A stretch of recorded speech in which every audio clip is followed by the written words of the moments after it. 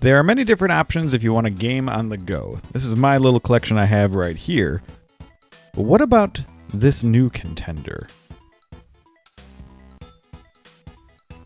This is the Anbernic RG35XX. It just rolls right off the tongue so nicely. I like this little simple box that it came in. I think it's nice and just almost minimalistic in a way. And right out of the box, I just like the look of this design. It's, it's reminiscent, of course, of the GBA. I had a clear one when I was a kid, so that's always nice to see. And the screen size is pretty big overall. It's got the headphone jack, it has an SD card slot.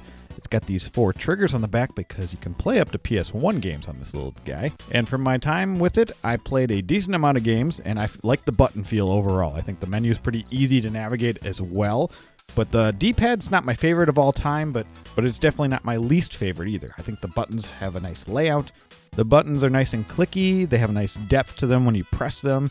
I will say that the triggers are pretty good overall too. I played a game from start to finish that I was using a lot of the triggers on, so I'll explain more about that when we get to that game.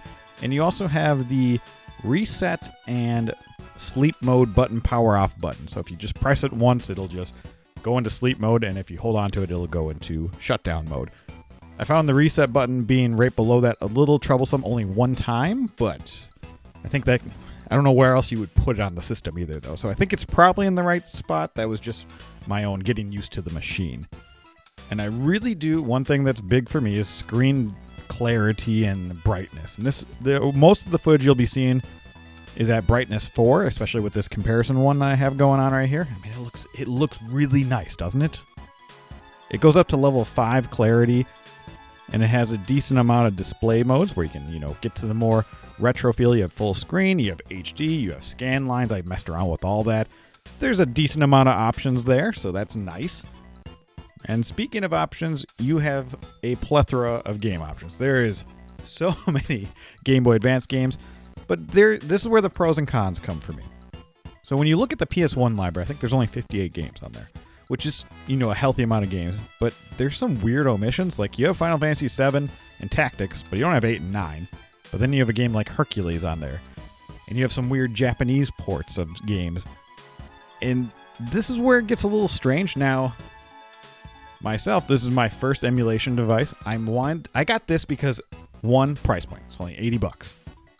Actually, I lied to you. I just checked my email. It was $70.79 US dollars straight from their website. And what's cool is I ordered it from the website. I got it like 2 weeks later. Bam. Having it available now, I think, is a very strong point for this system. It's affordable and it's available. Those are 2 good things. So this purchase for me was to try out emulation. And I have a very extensive collection of games and systems, as you saw, those handheld options. So I have the ability to play these games. But I want to try out something a little bit different. For people that are on a budget, maybe would this be interesting to me as a collector of games? I don't collect as much anymore, but I'm getting there. I'm slowing down, let's say. Would it be a better term? But who is this for? So I didn't have to do any fiddling. The ROMs came on the system. You can take these ROMs and just throw them onto your computer if that's all you want to do, and then you have free games right there. So I'm not going to complain too much about the ROMs themselves in the game selection, but it is weird that we get, like for instance, one of the Bomberman games that I played, it was in Spanish. Okay, that's interesting. You do get a lot of Japanese ports, so you have to make sure you can be able to play the games in Japanese. Now, I don't own a Neo Geo, but when I was doing some of the Neo Geo gameplay, it would have like this weird green glitch that was going on. I don't know if that's actually the transition screen, because I don't really know, but it seemed weird that the other systems were not doing such things. And after I finished another game, the Astro game for the Game Boy Advance, I wanted to play that one. I don't have that in my collection, so I was messing around with that. After I got past the tutorial, it just froze and stopped, and I couldn't do anything. And other anecdotal evidence, I had a friend that put 8 hours into one of the Pokemon games on here. There's a lot of Pokemon games, which is really cool because those are expensive nowadays. But his save got eaten. It's gone. And, that comes with this territory, right? Physical media also has a shelf life in some regards. Sometimes those save data, the batteries will, get corrupted or whatever it is. regardless what route you are going to go, you might run into these problems. It always does suck, so I can't really say if these are excellent ROMs because this is my first entry, but I've already seen some problems after a week of, messing around with it. But I haven't also plugged it into my computer and grabbed other ROMs because I just haven't gone that route yet. But out of the box, I am enjoying it. The game I chose to play from beginning to end was Dragon Ball Advanced Adventure. It is one of the GBA Dragon Ball games that I do not have. I kind of forgot it existed, to be honest.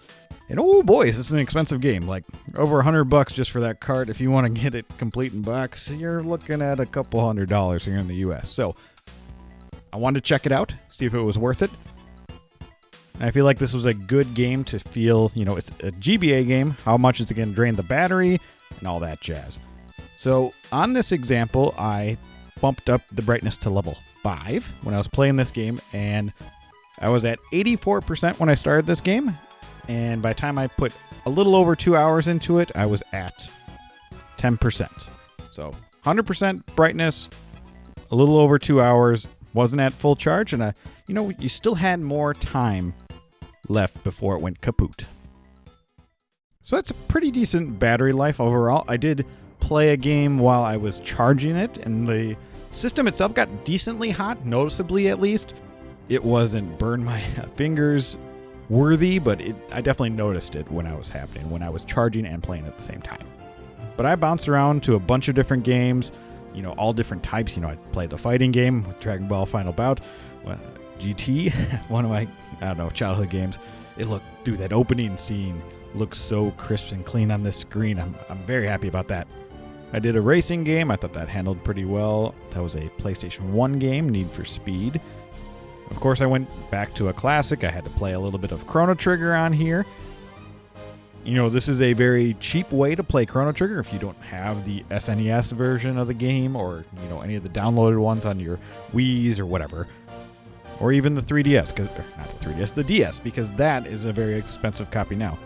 Yes, you could play it on your phone, which is always a fun time, maybe. I've never tried it myself. But this would be a worthy way of playing it. The screen size is pretty good. It felt pretty good to play, the screen size being what it is and the clarity of it. I just did the very beginning of the game, fought the guy at the fair. That was about it. I didn't grab footage of it, or I tried grabbing footage, but the glare was too much at a certain spot that I was sitting. I played some Aerobiz Supersonic, a little airplane sim game, and oh, that game gives me so much nostalgia. But, that worked out fine. Every game that I played for the most part worked out. Minus the Astro Boy little glitch. The Neo Geo games, some games being in a different language. There's a language barrier. And again, the selection overall isn't bad. There's a lot of cool stuff. There's a lot of Shining Force. So if you want to play some Shining Force, you got a long list here. I definitely did a search for Mario. Not a single Mario game on this system. That's very curious. I'm not sure why that is. There is some Castlevanias as well. So there's a lot of Mega Man. A plethora of games that are expensive now to play. And what I like about this is right out of the box, this I think is worth your money. Between the game selection that you get right off the bat, no tinkering involved, it's an easy sale in that regard. I wish the battery life was a little bit longer, but, getting 2.5 hours off a charge, probably even more. You'd probably get closer to 3 if I was at 100%. That's not bad. You can bring a charger around, So this little device gets my stamp of approval from a money perspective and a time perspective. Because you don't have to tinker much, and it's cheap. And I scratched the surface. If you want to go in deeper, I saw people installing Garlic OS. Apparently that's a good choice for this system. Go for it. You want to grab all your ROMs that you already got stored somewhere on your secret device somewhere? Put it on this bad boy? Go for it. I don't think it runs N64 games. It does do PS1 pretty well overall. But that's just something to think about. You have a lot of options. Arcade games, Neo Geo, SNES. But my big boy, Game Boy Advance, there's so many options in that department. So, I think you should grab the thing that rolls right off the tongue, the Anbernic RG35XX. I don't think you'll be disappointed.